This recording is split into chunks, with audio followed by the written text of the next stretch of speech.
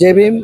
आपण आहोत नवी मुंबईच्या ऐरोली या ठिकाणी आणि या ठिकाणी आत्ताच महाबोधी महाविहारासाठी आंदोलन या ठिकाणी घेण्यात आलंय आणि भारतीय बौद्ध महासभा तसेच बौद्धजन पंचायत समिती यांच्या संयुक्त विद्यमानाने हा आंदोलन या ठिकाणी उभा करण्यात आलाय. आपल्या बरोबर आयोजक आहेत सिद्धार्थ शिरसाळे गुरुजी आहेत.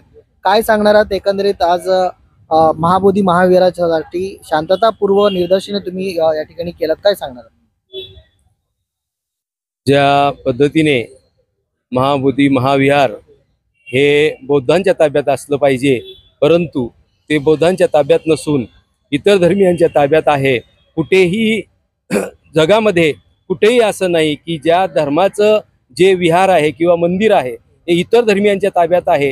हे कुठेही जगात असं नसून फक्त बुद्धगया या ठिकाणी फक्त बुद्धांचं महाविहार हे हिंदूंच्या ताब्यात आहे.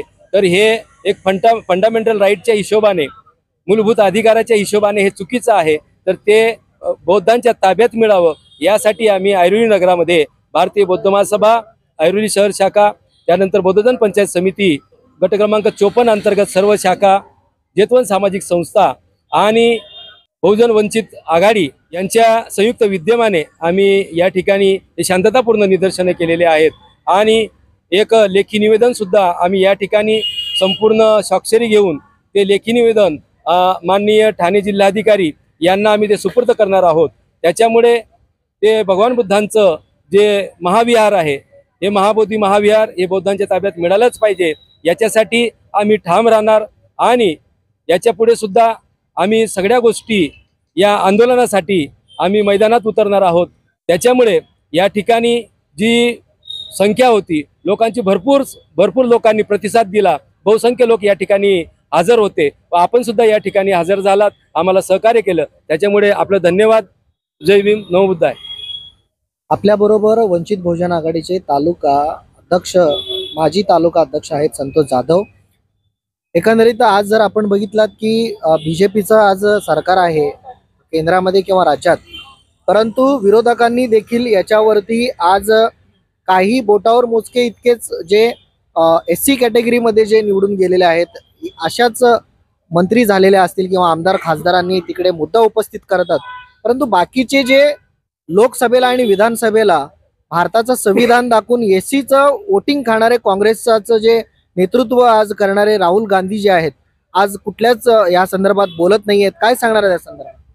मी कुठच्या राहुल गांधी, काँग्रेस किंवा भाजप यांच्या विरोधात बोलण्या अगोदर जे रिझर्वेशन वरती जे आमदार खासदार निवडून गेलेत त्याच्यापैकी किती जणांनी ह्या आंदोलनाला पाठिंबा दिलाय किंवा हा जो बौद्ध ऍक्ट, महाबोधी बुद्ध ऍक्ट रद्द करण्यासाठी निदर्शने केलेत, तर त्याच्यामध्ये हाताच्या बोटावरती मोजण्या एवढे आमदार किंवा खासदार याच्यामध्ये आपल्याला सहभागी होताना दिसतील.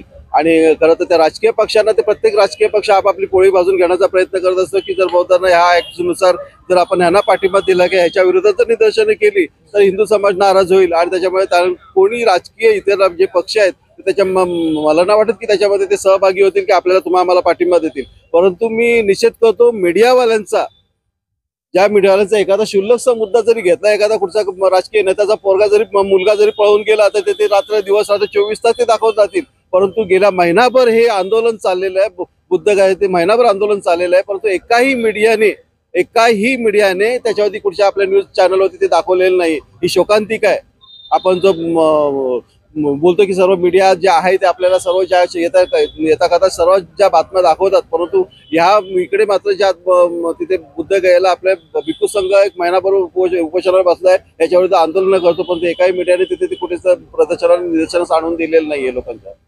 काय वाटतं तुम्हाला या मीडियावरती कोणाचं त्याच्यावरती हस्तक्षेप असेल, काय वाटतं?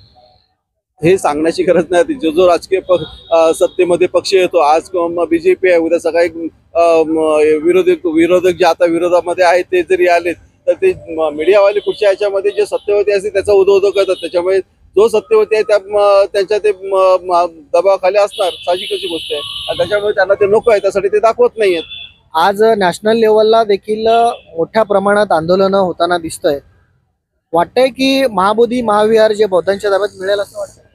नक्कीच ते द्यायला हवं. कारण आज जर जसं बऱ्याचशा वक्त्यांनी मगाशी सांगितलं, आज नाही तर कधी नाही हा लढा जो चाललेला आहे तो महाबोधी बुद्धविहार बौद्धांच्या ताब्यात मिळण्यासाठी आज बऱ्याच वर्षापासून बऱ्याच पिढ्यांपासून चाललेलं आहे. त्याच्यामुळे हे जे आंदोलन आता अधिक तीव्रतेने करावं लागेल. जसं मगाशी मी स्वतः सांगितलं होतं, आपल्याला एक एक गोष्ट झगडून घ्यावी लागते, संघर्ष करून घ्यावी लागतो. आपल्याला पिण्याचं साधं जे पाणी आहे, नैसर्गिक आपला जो हक्क आहे, तो सुद्धा आपल्याला संघर्ष करून बाबासाहेब आंबेडकरांनी संघर्ष करून मिळवून दिलेला आहे. त्याच्यामुळे ह्या गोष्टीसाठी ते मिळेल एवढं निश्चित, हे महाबोधी बुद्धविहार बौद्धांच्या ताब्यात मिळेल एवढं निश्चित, पण त्याच्यासाठी खूप संघर्ष करावा लागेल. खूप मोठा न्यायालयीन आणि न्याय मार्गाने, शांततापूर्ण मार्गाने आपल्याला लढा द्यावा लागेल.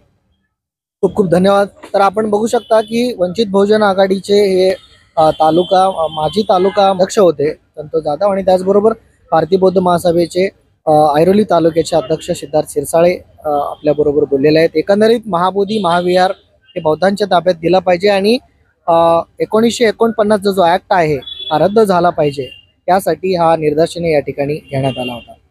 मित्रांनो, हा व्हिडिओ जास्तीत जास्त लाईक करा, शेअर करा आणि तुमची प्रतिक्रिया नोंदवायला अजिबात विसरू नका. पाहत राहा गर्जना महाराष्ट्राची आवाज. वंचितांता इथेच थांबतो. तुर्तास धन्यवाद.